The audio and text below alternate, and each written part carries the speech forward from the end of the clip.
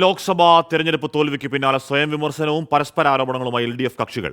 ജനങ്ങൾ വിമർശിക്കുന്നതിൽ അസഹിഷ്ണുക്കളാകരുത് എന്ന് CPI സംസ്ഥാന സെക്രട്ടറി ബിനോയ് വിശ്വം മുന്നറിയിപ്പ് നൽകുകയാണ്.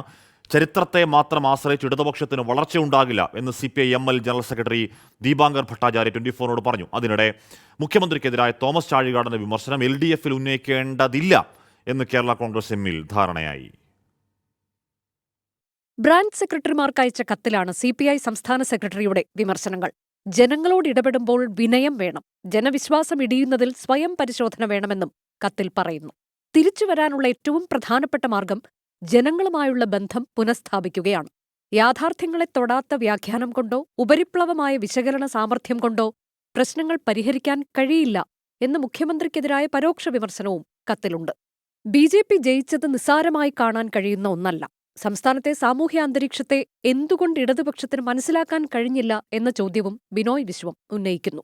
ഇടതു പാർട്ടികളും കോൺഗ്രസും കേരളത്തിലെ BJPയുടെ വളർച്ചയെ അതീവ ഗൗരവത്തോടെ കാണണമെന്ന് CPI-ML general secretary Dipankar Bhattacharya 24നോട് പറഞ്ഞു. Then I think India will go on growing. So, and the only worrying sign in this election has been the growth of the BJP in some of the southern states. Especially in Kerala, BJP opening its account and the vote share increasing. That is certainly a major sign of worry for the democratic forces as a whole. കഴിഞ്ഞ ദിവസം ചേർന്ന steering committee യോഗത്തിൽ മുഖ്യമന്ത്രിക്കെതിരായ Thomas ചാഴികാടന്റെ വിമർശനങ്ങൾ LDF-ൽ ഉന്നയിക്കില്ല. ഇക്കാര്യം Jose K Mani തന്നെ steering committee യോഗത്തെ അറിയിച്ചു.